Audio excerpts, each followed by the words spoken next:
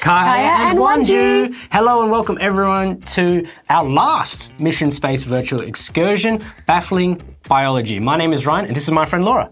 And we're from the SciTech Discovery Centre in Boorloo, Perth. And as such, we would like to respectfully acknowledge the Whadjuk people of the Noongar Nation, traditional owners of the land that we're broadcasting from.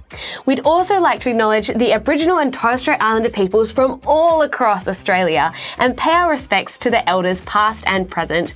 We'd like to acknowledge them as the first scientists of Australia and value their knowledge as engineers, innovators and problem solvers. Now you're joining us from all around Australia today as well, which is super exciting. We're going to take you briefly away from your everyday classroom activities through our screen and bring you here to SciTech. It's super cool. We've also got a map where we've put a pin for all of you. Can you find yourself on the map? Fantastic. It's great to see so many of you joining us for our last session. Now, because there's so many of you, we've got a few people helping us out behind the scenes. They're going to be changing our cameras, our special effects, and activating the live chat. So get involved in the live chat if you can. We've got a lot to show you today. We've got more science demonstrations, more planetarium tours, more expert interviews, and a lot more. But we're really hoping that by the end of the day, you'll have a bit of more of an idea of how you can use what you're learning at home or at school to help you decode the universe and maybe launch you amongst the stars. So today's daily topic is an interesting one again. Biology, baffling biology. So what kind of things do we think of when we're talking biology? We're thinking plants and fungi and frogs and humans. And how does that apply to space? Well, we've got something fun to kick things off, so roll the tape. We've driven our SciTech truck out to the Gravity Discovery Centre in beautiful Gingin, Western Australia. We already know lots about biology because humans have done some really cool experiments. One of the biggest challenges with travelling to space is getting home again. Let's imagine this watermelon is a spaceship trying to get back down to Earth. 3, 2, 1.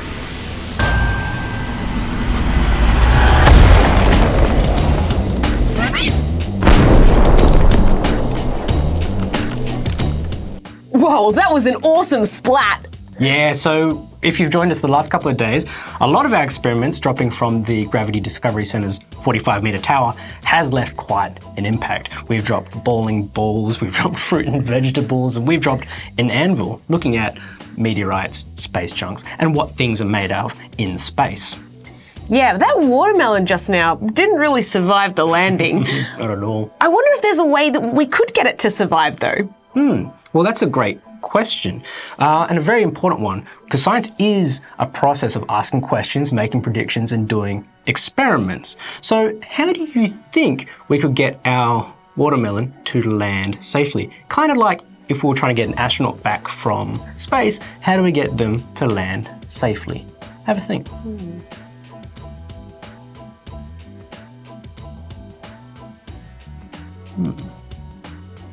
What do you think? I don't know, a giant trampoline? Good idea. We've tried one idea here. Check it out. Time to fly, watermelon.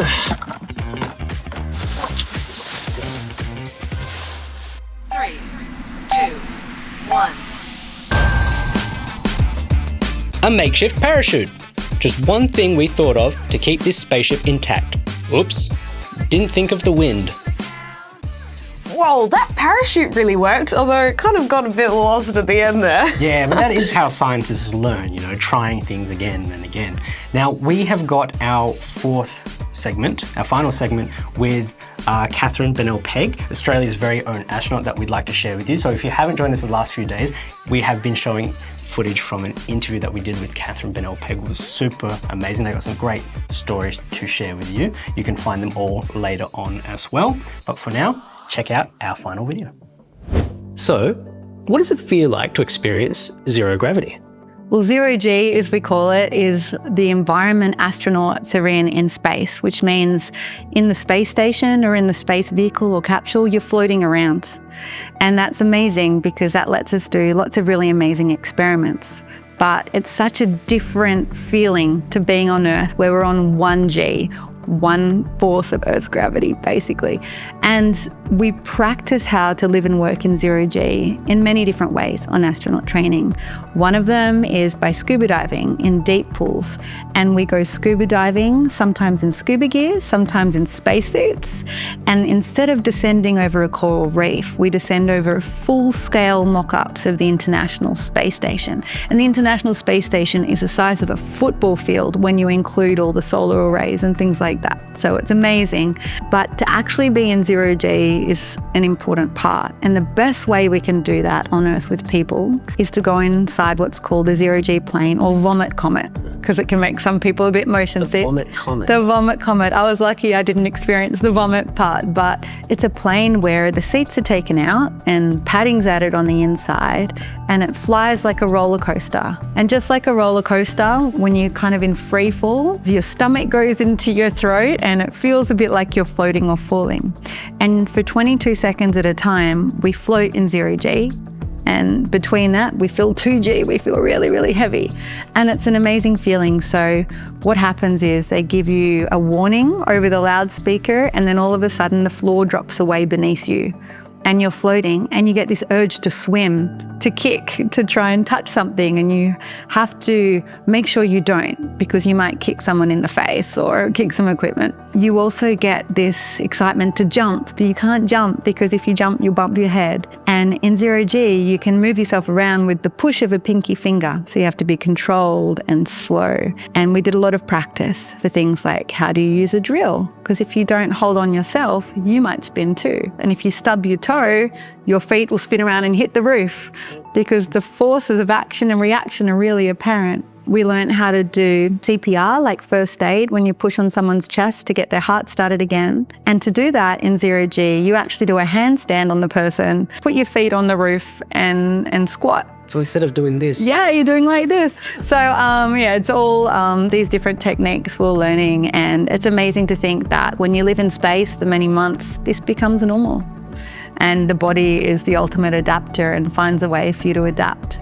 So can any of the work you do be used on Earth? In fact, all of the work we do in space is already used on Earth. Space is all around us.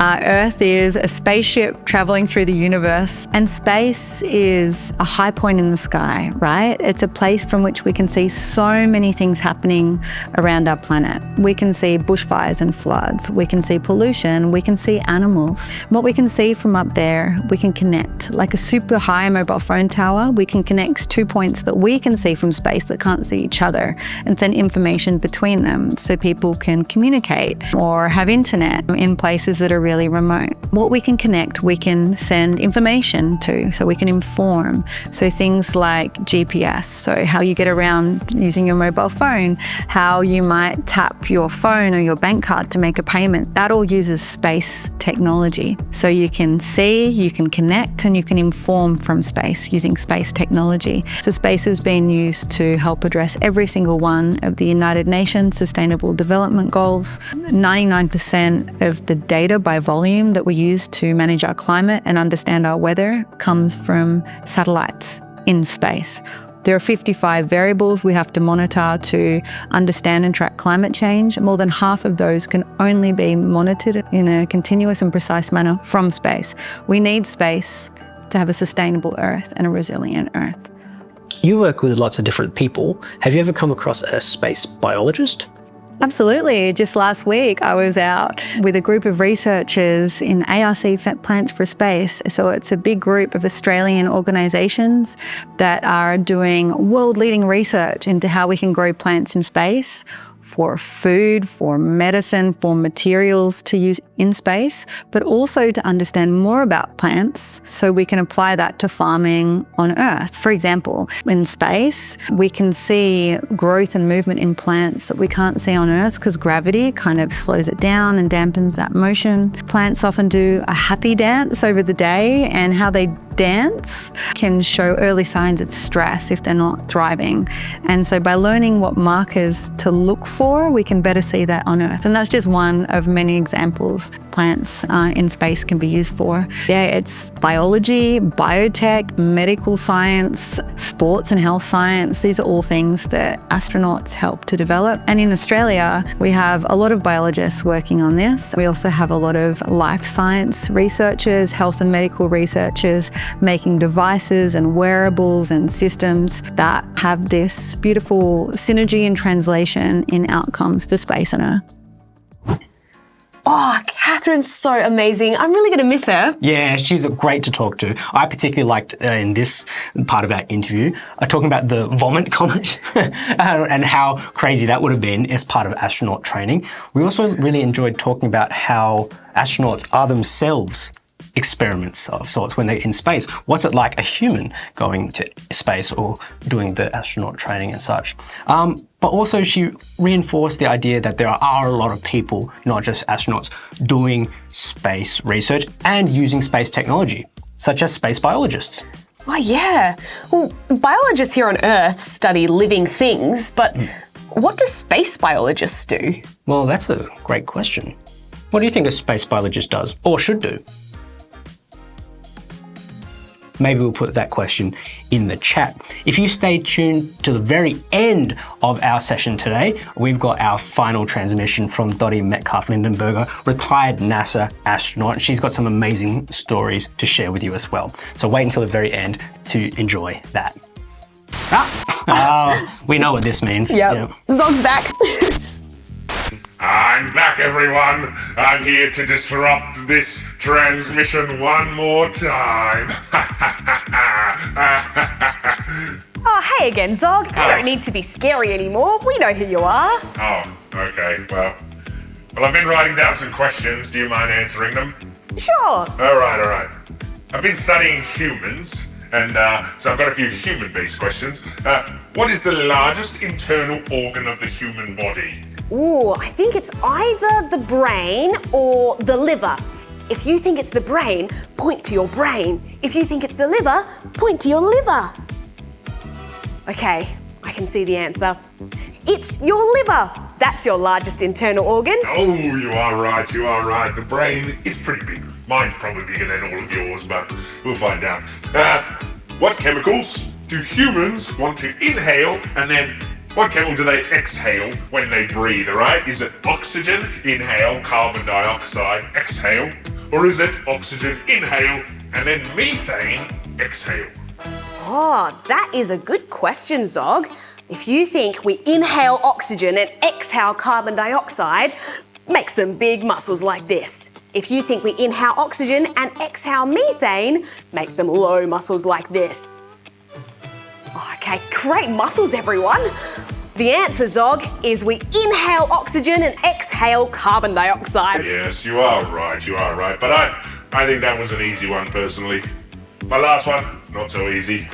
Okay. How is an astronaut's eyesight affected after they've been in space? Oh, well, I guess it would either be better or worse, otherwise you wouldn't be asking the question. If you think an astronaut's eyesight gets better after being in space, put your hand up like this on your forehead. If you think that an astronaut's eyesight gets worse in space, make some glasses like this. Oh, okay. Oh, you guys are pretty clever. Zog, the answer is an astronaut's eyesight gets worse. Yeah, it's something to do with the fluids and pressure and things like that. I don't need to worry about that. My eyes are really big and really good at seeing. Okay, that's good. Yeah, well, you got the 3 questions. I'll see you in a bit. Bye, Zog!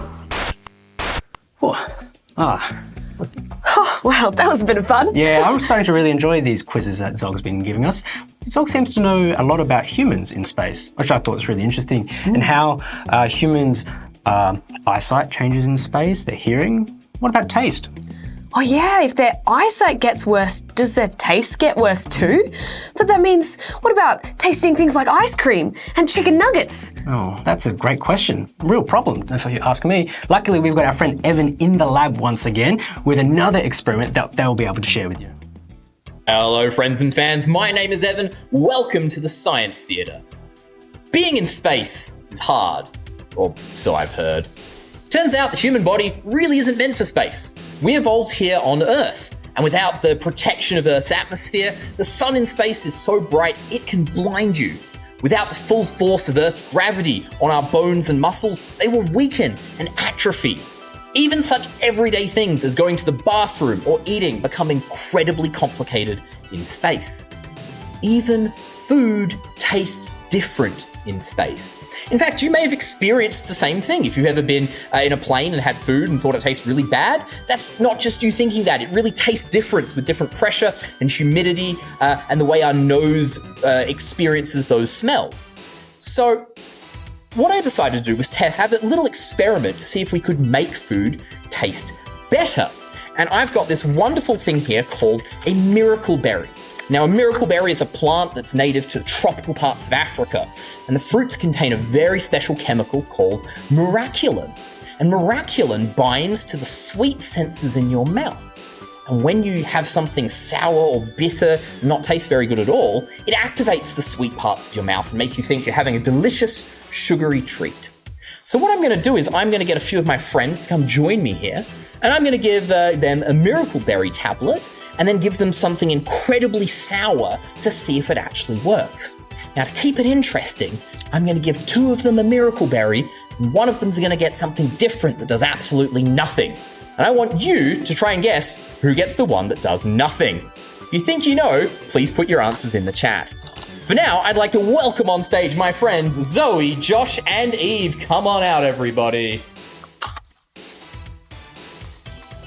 Now, I'm going to need you to close your eyes while I give you a tablet. One of you will get a fake, two of you will get your miracle berries. And please eat that, crunch it up in your mouth, make sure it gets all over all the tasting surfaces of your mouth to coat all those areas so that when you have this liquid here, hopefully it will work. Now, what I've got in here is water with a bit of citric acid in it. Citric acid is the chemical that makes lemon juice really, really sour, and I've put an absolute ton of it in here. So if they can taste the sour stuff, you should be able to see it.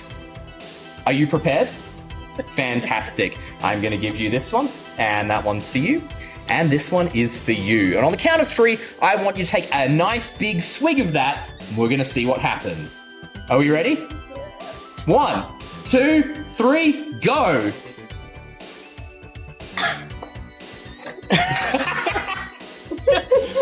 Can you tell who didn't get the miraculin? I think I can tell.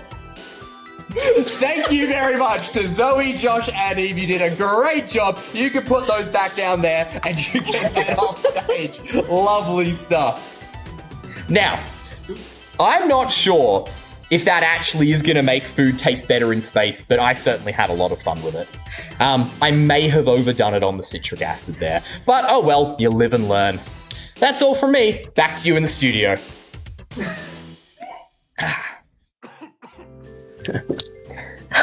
Wow, I really don't want to try that citric acid. It looked really sour. That looked disgusting. But I wonder what a miracle berry would taste like. Yeah, I guess we can do all sorts of experiments with our human bodies while we're here on Earth. And that's really important if we want to be able to, use our human bodies in space. Yeah, if we want to send people to space, we're going to need a few things. We're going to need food, water, air, a place to live, like a house. So here's an easy science experiment you can do at home. Try design your very own lunar habitat, a house on the moon. What kind of things do you think you might need in your house on the moon? Have a think.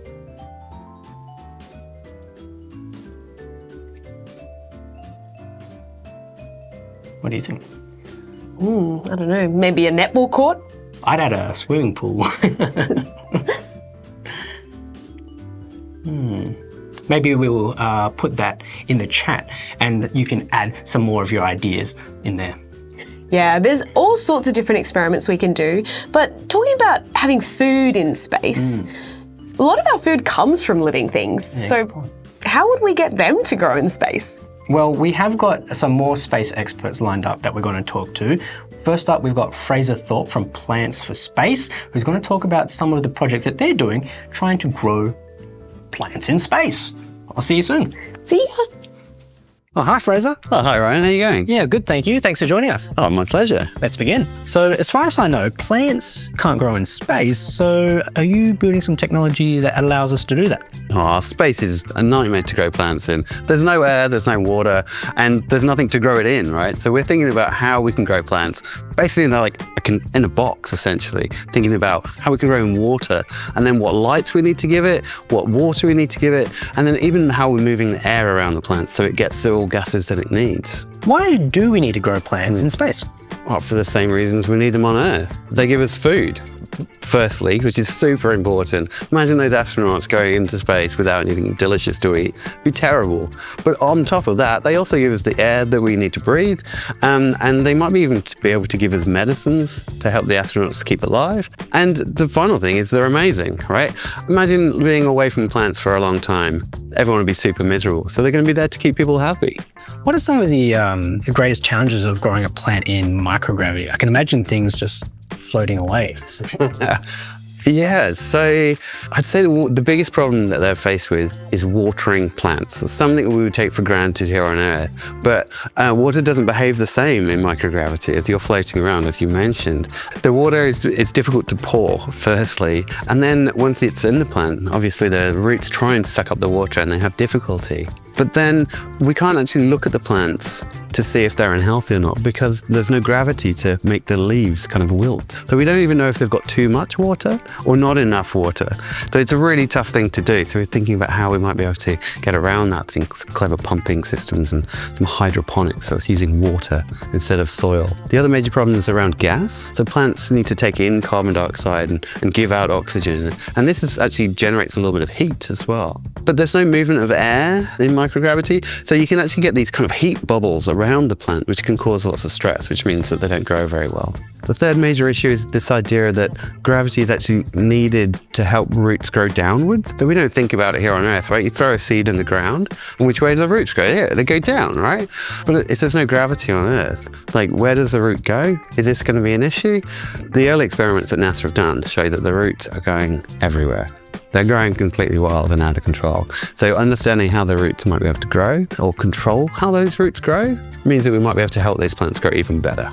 Does all this research on plants in space benefit people here on Earth?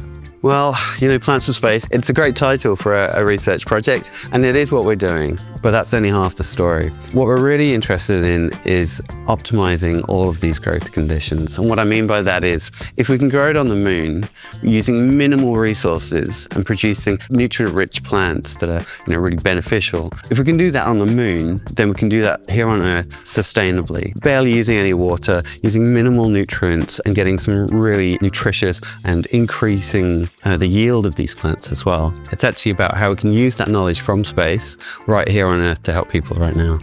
Well, thank you very much, Fraser. I've had a great time. Oh, thanks, Ryan. It was great chatting. We'll catch you later. Cool. Ooh, we're back. Wow, so Fraser's growing plants in a way that they can grow them in space too? Yeah, and I think that's super cool. Something that I really enjoyed talking to Fraser about was how if we can grow plants in space, it means that we can grow them just about anywhere, which will really help here on Earth where we struggle to grow plants. If we grow it in space, we can grow it anywhere. Yeah, true. Oh, it's Zog again! Zog's back. Hey friends, sorry for interrupting again. I know you're watching something important, but I've got some more questions to ask. You know the rules. 3 of them, 1 of me. All right, here we go again, Zog. Well, I've got some questions about plants and animals. You want to hear them? Okay, we're ready. Yes. Plants produce all sorts of important things, right? Yes? Mm-hmm. They produce oxygen for you humans to breathe, but they produce some other things as well. What else can you use plants for? All right, I'll give you some answers. Okay. First one, food, fibers, and medicine.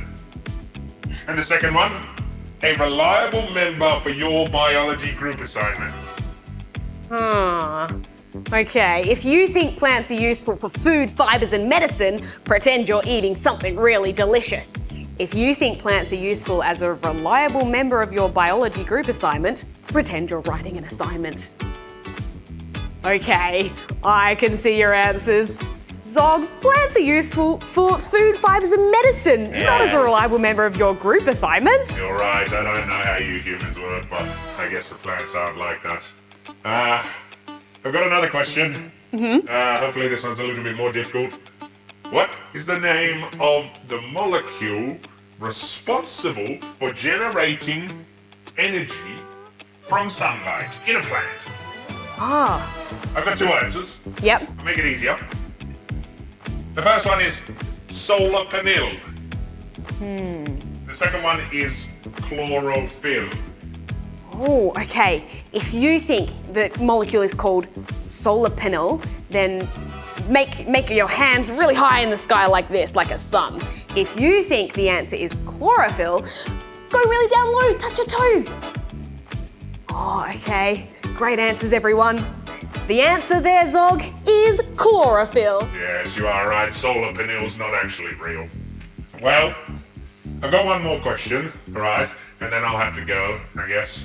Go find something else to do. Humans can change their looks throughout their entire life, right? They get older, they grow hair, they lose hair. But some animals can completely change their physical form based on the stages of their life. What is this process called? Think about maybe bees or frogs. Okay. I think it's either reconstruction or metamorphosis. If you think it's reconstruction, put your hands on your head. If you think it's metamorphosis, put your hands on your hips. Oh, okay. Good answers. Zog, the answer to that question is metamorphosis. You are right. I guess I need to work on my metamorphosis. Maybe I can metamorphosize into a better question master. They're pretty good, Zog. See ya. Yeah, Zog's always so fascinating. Yeah, he's got some really good questions. But you know, something that I just learnt the other day was about what we were talking about before, designing lunar habitats or places where humans can live in space. One of the really important things is actually the pressure of our atmosphere, because we've got a lot of pressure pushing down on us all the time here on planet Earth. So we'd want to try and recreate that in any kind of habitat we'd produce. But this time, instead of pushing against the pressure, you'd be trying to hold the pressure in. So to try and figure out how to do that, some people in Australia, in New South Wales in fact, are trying to build massive vacuum domes to try and replicate what it would be like on a different planet, where we can build some sort of pressurized container to hold our atmosphere in. That giant vacuum chamber sounds fascinating. I heard that the International Astronomical Congress were actually meeting in Sydney later this year to pose a bit of a challenge similar to the one that we posed to you earlier.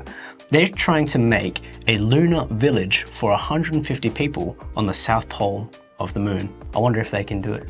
It sounds like a pretty fun challenge to me. Yeah, I guess once we figure out how to make these habitable zones for humans, we could take that even further than the moon, maybe to other planets or other areas of the universe. Maybe we could even chat to our friend Leon in the planetarium about that. Hi, Leon. Hello everybody, welcome to the SciTech Planetarium. My name is Leon, and today we are exploring the mystery of baffling biology! Earth.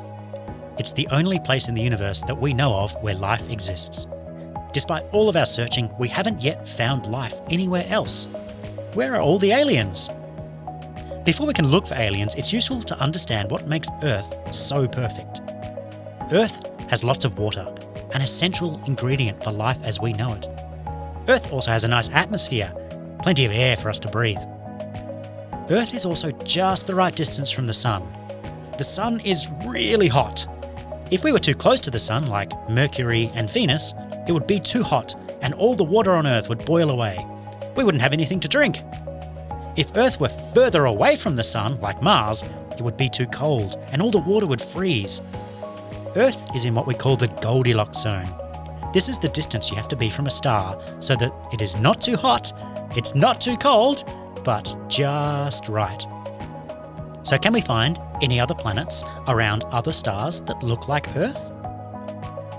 Look to the night sky and find the star Alpha Centauri. It's the closest star system to the Sun. It's only 40 trillion kilometres away. It's actually made up of 3 stars, and one of them is a tiny red star called Proxima. It has a planet going around it. Unfortunately, the star is angry, frequently blasting the planet with solar storms. We don't think there's anything living here. It's pretty exciting though that the closest star to the Sun has a planet going around it. But a few planets we find, a few of them, might just be in the Goldilocks zone, like some of the planets in the TRAPPIST-1 solar system, about 400 trillion kilometres away. Some of the planets around this star are not too hot or too cold. This doesn't mean there's anything living there, but it's worth a closer look. Let's circle all the stars where we have found planets. That's a lot, isn't it?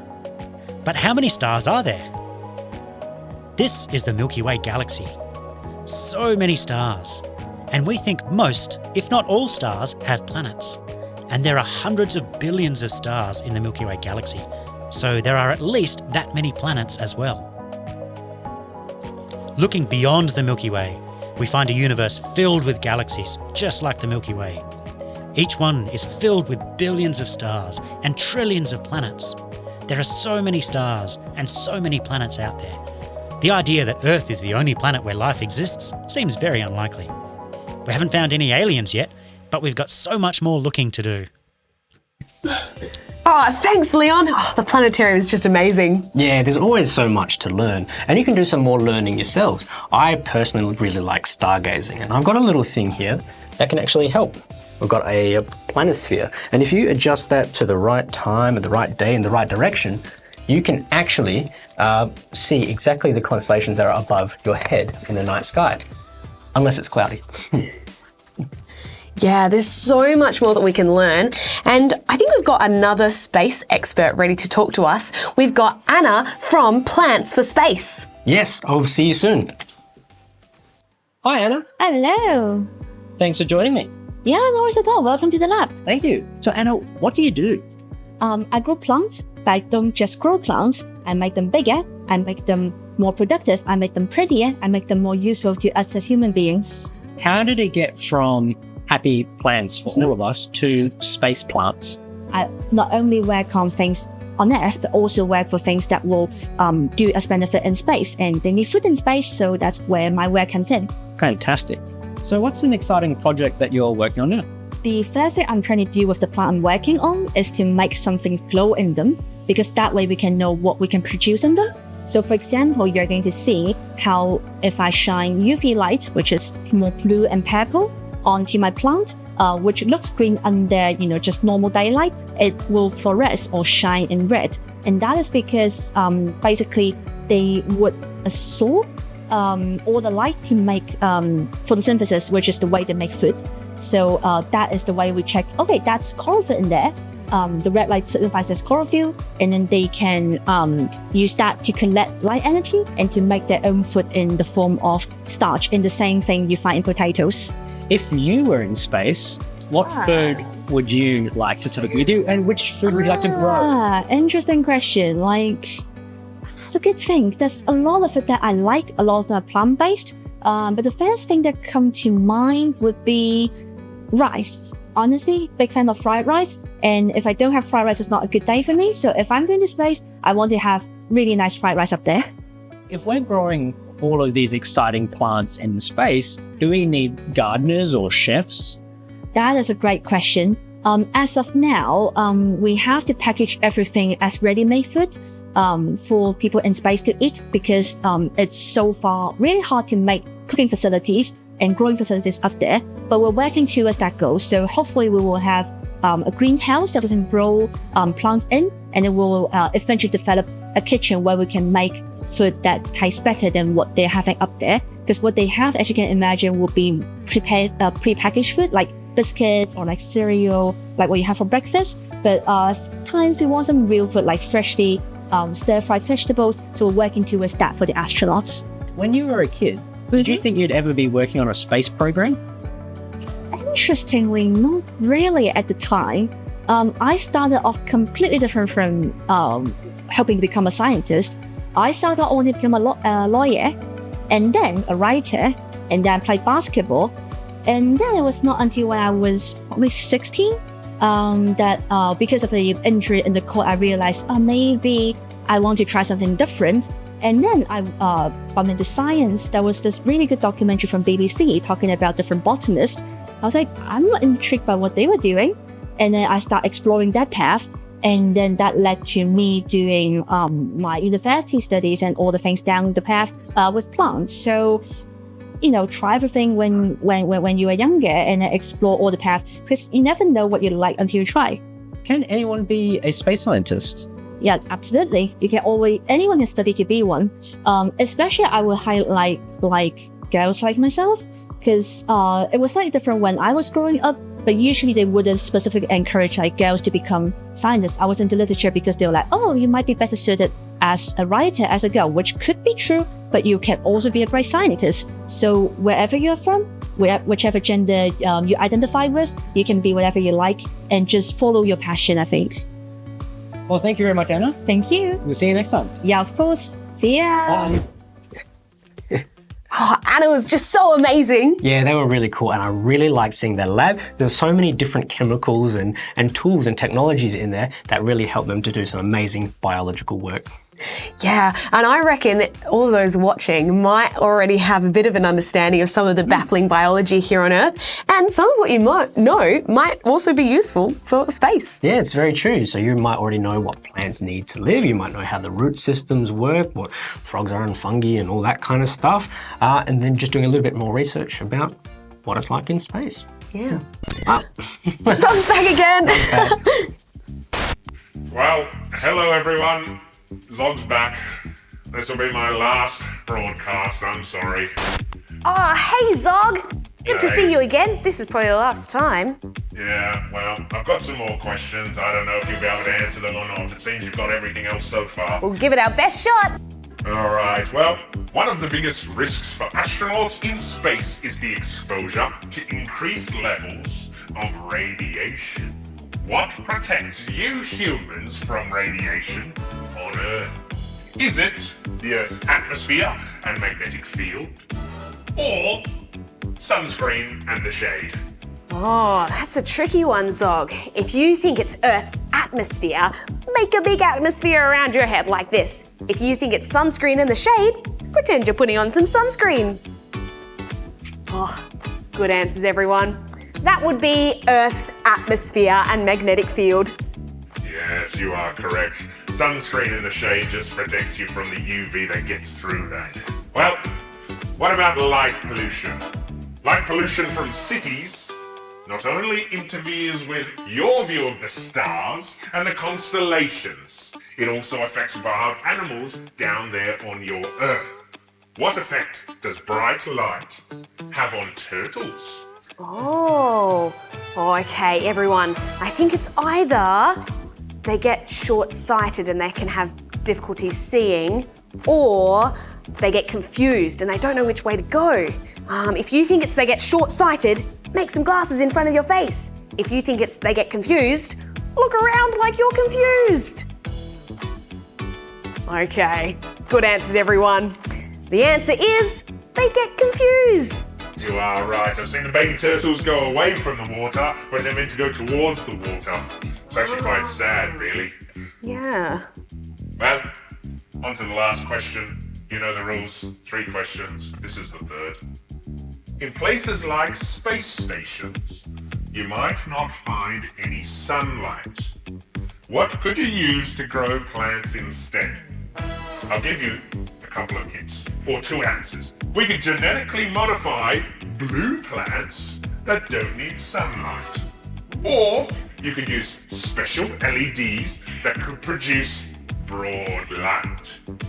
Okay. If you think with genetically produced blue plants, can you make stars with your hands? Or if you think we use LEDs, can you clasp your hands together like this? Okay. I've got it. I think, Zog, we use LEDs. You are right. Well, that's the end from Zog. Actually, Laura, Yes? I've got one more question. Okay. I know it breaks my rule of 3 questions, but I've got a 4th for today. Okay, shoot. Can Zog be your friend? Yes. Yes or no? Oh, what do you think, everyone? Yeah, Zog, you can be our friend. In fact, we've got plenty of space on Earth. You could come visit us anytime. Oh, that's amazing. I didn't even have to be scary. Whoa, thank you so much, Laura. See you again. Welcome, bye. Oh, wow, that was really fun. I really hope Zog visits Earth again soon. Yeah, I'm really going to miss Zog. But let's look back at what we learned today, as it is our last session. We got to speak to Catherine again, which was wonderful. They've always got such amazing stories to share. We also spoke to our friends from Plants of Space, Anna and Fraser, and the amazing work that they're doing. We checked in with Leon again and looking at habitable zones around our universe that we know of. And of course, Evan had lots more fun in the lab as well.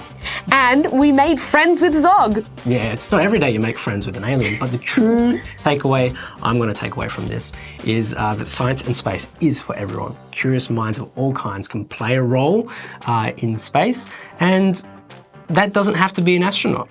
Okay, if we build on the experience that you get at school, okay, you can make discoveries in space, and they don't necessarily have to just stay in space.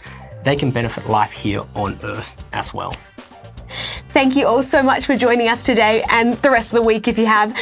We have had a lot of fun. I hope you have as well. And hopefully you can join us next year for National Science Week. Yeah, thank you very much. And thank you to everyone else who has helped us throughout the week. We've had a wonderful time. And before we say our final goodbyes, we've got our last transmission from Dottie Metcalf-Lindenberger, retired NASA astronaut who's got some amazing final stories to share with you. So I'm going to go set that up now. Enjoy. Thank you so much for joining us for National Science Week. We'll see you next time. Bye. Hello, hi, I'm Dottie Metcalf-Lindenberger. I'm a retired NASA astronaut. I flew to space before you were born. I flew in April of 2010 on a space shuttle to the International Space Station that continues to grow and do amazing things. So currently, at NASA, we have a crew preparing to go back to the moon. It's called the Artemis missions, but they're really preparing to also go further out into space. Not this particular crew, but like crews in the future. And so Australia, like the places that we're sending out our astronauts, has many of these same environments that they're going to. They're going to meteor sites. Well, Australia is littered with lots of meteors, meteorite strike zones, and it's pretty amazing because of Australia being very open desert. We can find many of these places. You have meteor craters that are like the places crews go to train at, because the moon is completely covered in craters. Another part of the moon are big basalt flows. We call them mare. And these are also found on Mars. Basalt is also found in Australia. Basalt flows tend to go out horizontal, and then the cooling makes joints that go vertical. And this makes them very distinct. But something else that Australia has that's a lot like Mars is iron oxide. And that's what gives that distinct red color. And so when you look at Australia from above, like the space station, and it's daylight, it has this very distinct reddish color. And of course, Mars has iron oxide. Different types of rocks, there's different reasons for them, but the mineral is iron oxide, and it gives off that red color. So by learning more about places near you and the geology near you, you very much are learning like an astronaut. I hope that you are always curious about space, but no matter what, I hope that you work hard in your classes and learn lots about Earth and space, because I hope I've showed you today that they're really together. Like, we are on a spaceship, and that spaceship is our Earth, and that we have to take care of it.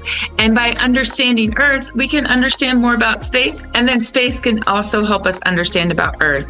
So be curious about it, keep working hard and challenge yourself in your classrooms, and have the courage to go after your big dreams like I did with being an astronaut.